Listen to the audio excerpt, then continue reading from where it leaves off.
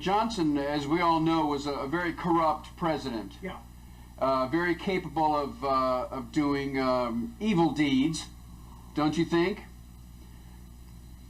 Unquestionably. Unquestionably. And if he wanted something done, he may have turned to someone like Bill Harvey, Right. who was also extremely corrupt, Right. and a psycho, basically. Yeah. Oh, yes. Alcohol had taken control of him. Always had a gun on him, yeah. Particularly in Rome. Harvey even carried guns into restaurants, and he would pull them out, slap them down on the table to the dismay of other diners. I could just visualize Harvey and LBJ forming a kind of a thieves. LBJ had an unlimited ambition. And we know that he was a corrupt individual, and that the dollar sign was very important to him. As vice president, he didn't have the leverage that a president did or would. He did not want his career to come to an end as vice president. But I think that LBJ was an opportunist, and if he was not hesitated to get rid of obstacles in his way. I think that his later career exemplified that. The vice president had the most to gain.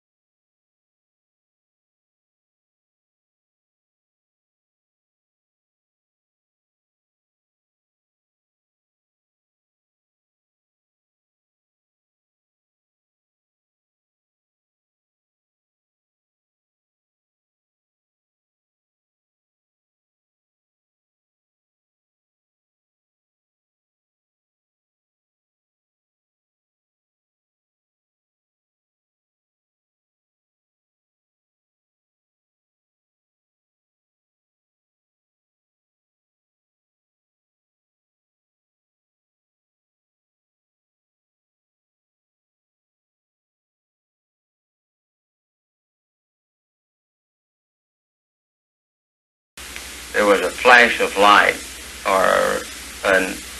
there was something which occurred which caught my eye in this immediate area on the embankment.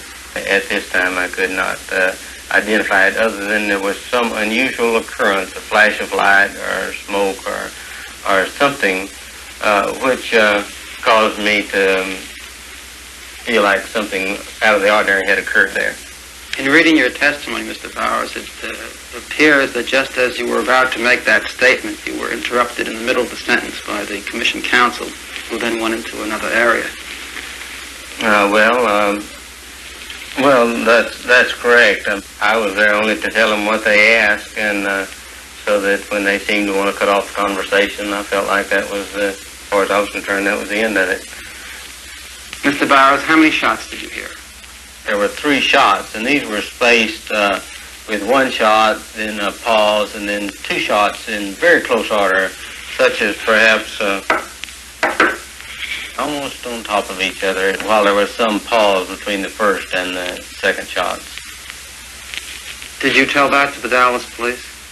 Yes, I told this to the police, and then also told it to the FBI, and also I had a discussion 2 or 3 days later with them concerning this, and they made no comment other than the fact that when I stated I felt like the second and third shots could not have been fired from the same rifle, they reminded me that I wasn't an expert, and I had to agree.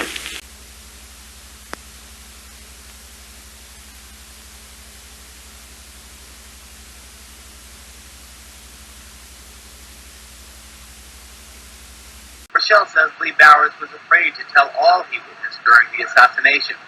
We saw a car pull up. 2 men get out of the car, but they were carrying what appeared to be rifles. He said that one gunman apparently positioned himself either on their car or on a car. The other one, I don't recall where he said he was. He said he saw both men fire shots. You could tell by the smoke, the puffs of smoke that came from the rifles. You're saying that Lee Bowers told you that he saw both men fire? Yes, he did. Bowers also told his minister that he had seen more than he told publicly. In addition, legendary Texas journalist Penn Jones Jr., one of the first to challenge the official version of the assassination, says he also heard the complete Bowers story. He is the man who said he saw gunmen firing at the president from their hidden position. He didn't see all of them, but he saw 2 of them that were firing at the president. Later, another witness who wasn't questioned by the Warren Commission, a deaf mute named Ed Hoffman, said he too observed 2 men behind the fence and saw at least 1 shot fired. He had disappeared for about 2 days. When he came back, one of his fingers was missing on one of his hands. He called the local hospitals, the clinics, and some doctors' offices, and there was no record of anyone. Shortly after this alleged disappearance and mysterious maiming, Lee Bowers died in that suspicious automobile wreck. At the time I was in Monty's office, he was quite upset because the insurance company had refused to pay the claim. I can't recall too vividly, but I believe that Monty felt that the insurance company did not believe that his death was accidental.